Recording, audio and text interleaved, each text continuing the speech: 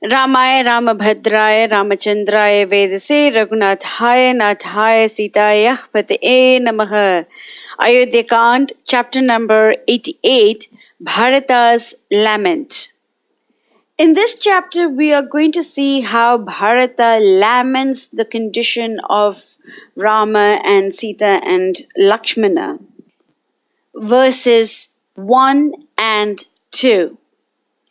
Tat Shrutva Nipunam Sarvam Bharata Saha Mantribi Ingudi Moolam Agamya Rama Shayyam Avikshyatam Abravid Jani Sarva Iha Tena Mahatmana Sharvari Shayita Bhumau Idam Asya Vimardatam.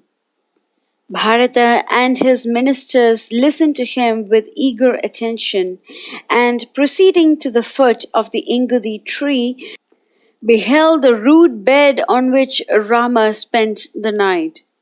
Bharata turned to the royal ladies and said, "The great-souled Rama slept that night even here. Lo, the marks where his limbs have pressed down the grass." So from this statement of Bharata, it is quite evident that Rama's body had made an impression on the grass that was beneath the Ingudi tree. And this was almost a month ago, and still that impression was intact. And the grass beneath the Ingudi tree cooperated with Rama's impression in such a way that a month later Bharata can take a look at that and he can be reminded of Lord Rama. So those darba grass, the kusha grass that Lakshmana had brought in and placed beneath the Ingudi tree on which Sita and Rama slept, even that grass is a devotee of the Lord, because it reminded another devotee of the Lord about the Lord. So in Valmiki Ramayana, you just see devotees and beautiful relationships between the Lord and his devotees.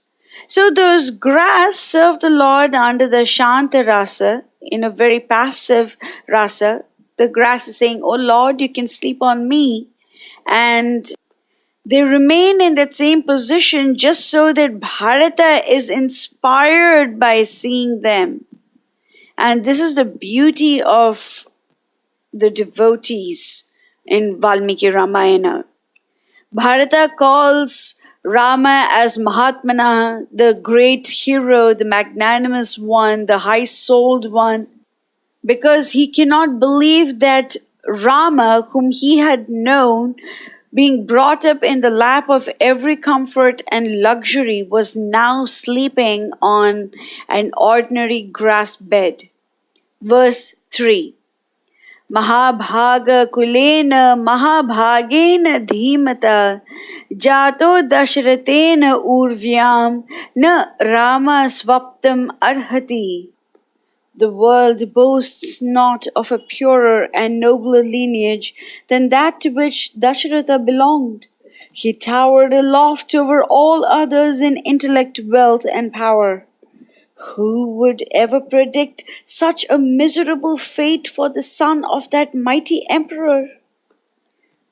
Bharata is wondering how Rama, of the glorious line of the Ikshvakus, who are known for their splendor and power and extreme wealth, is now sleeping on the bare ground.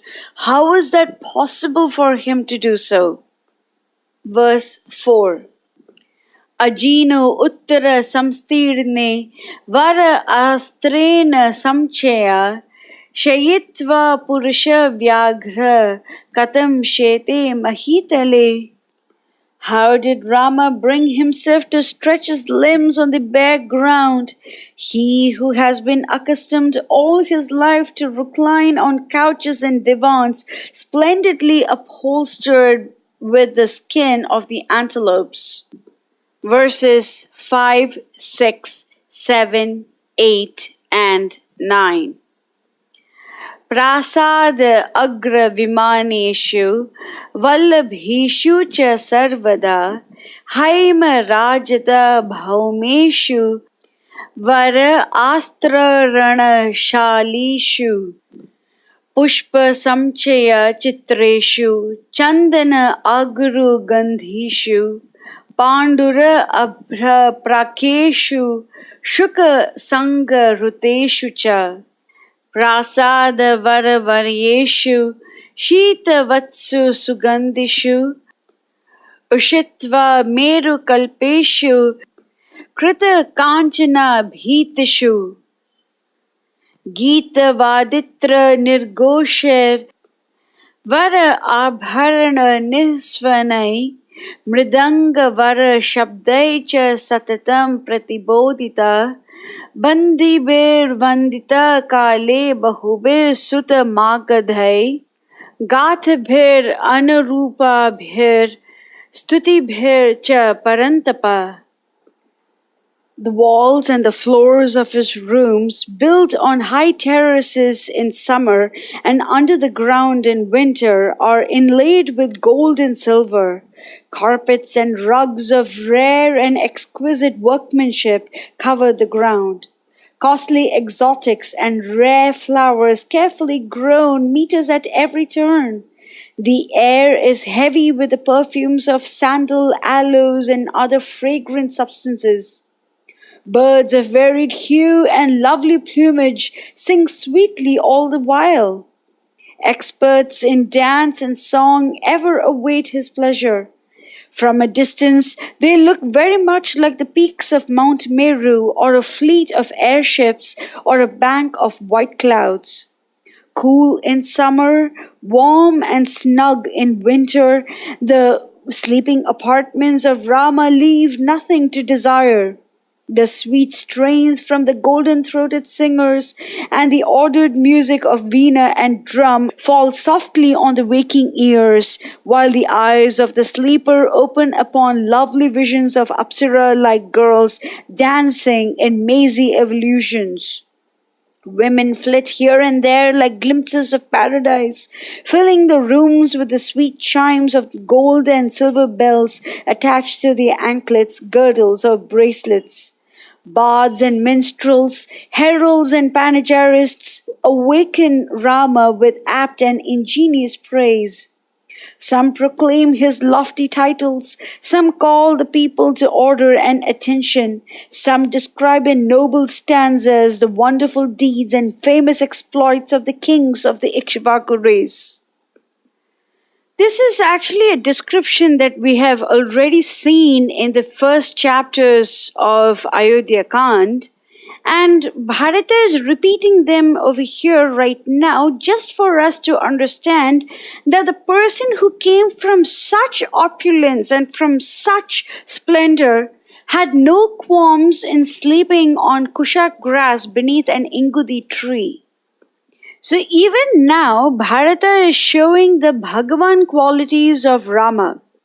In Vishnu Purana 6.5.47, Parashar Muni, who is the father of Vedavyas, has given the definition of Bhagavan. Aishvaryasya samagrasya viryasya yashasa shriya jnana vairagya yoschaiva sannam bhagam itingana. Bhagavan means he who possesses these six opulences in full: all riches, all strength, all influence, all wisdom, all beauty, all renunciation. And here, Rama is exhibiting his renunciation potency. And Bharata is claiming that only Rama is capable of doing this, because there is nobody who can leave that much splendor and comfort and luxury and happily slept on a bed of grass beneath an ingudi tree. Verse 10. अश्रद्धेयम् idam loke na satyam pratibhati ma muhyati khalu me bhava swapno ayam iti me mati. It is unbelievable that such a thing has happened to Rama in this world. It does not seem real to me and looks as if it were a dream. My mind is bewildered.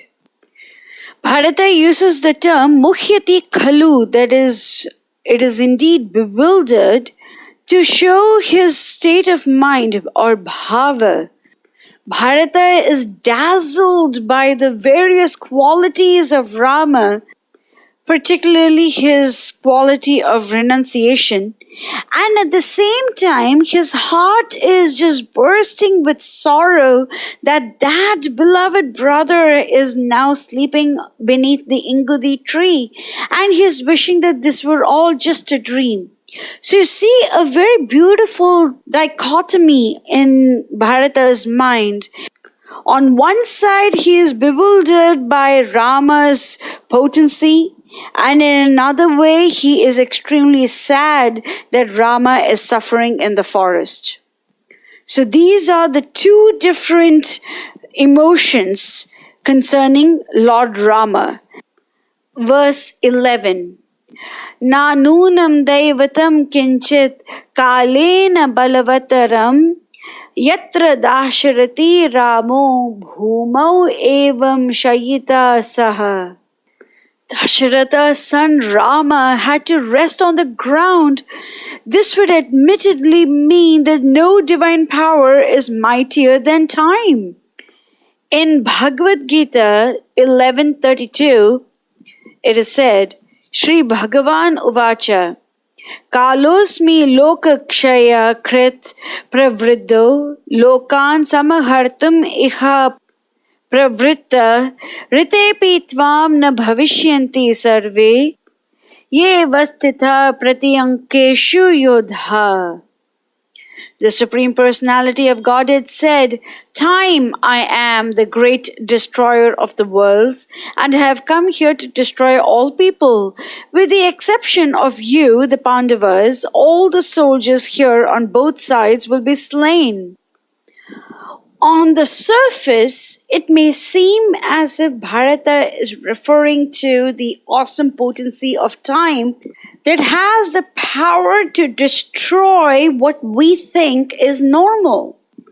We may think that he is alluding to the disrupting force that is time.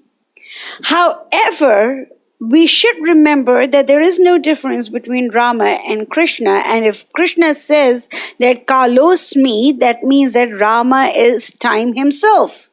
Therefore, Bharata is saying that through Rama's own energy, Rama's own desire, Rama's own potency, Rama has decided to forego the comfort of the Ikshvaku palace and has decided to reside in the forest to accomplish his own purpose. Like in the previous verse, Bharata recognizes the awesome potency of Rama, but it doesn't prevent him from lamenting Rama's current situation. And he says that through Rama's own potency, he has decided to forego everything and is now lying on the bare earth. Bhumau, on that bare earth, that great Rama is now residing over here. And Bharata laments. Verse 12. Videha rajasya sutta sita cha priyadarshana dayita shayita bhumau snusha dashratasya cha. Sita, the daughter of King Janaka of the Videhas, and the beloved daughter-in-law of King Dashratha, who caused delight to the beholder, even she had to rest on the bare ground. So Bharata is not able to believe that the tender princess of the Videhas and the beautiful daughter-in-law of King Dashratha would have to sleep on the bare ground. Verse 13. Iyam shayya mama bhratur idam hi parivartitam standile katine sarvam gatrer vimreditam trinam. This is indeed my brother's couch, and it is here where he is tossed about. The grass spread on this hard surface is crushed by his mighty limbs.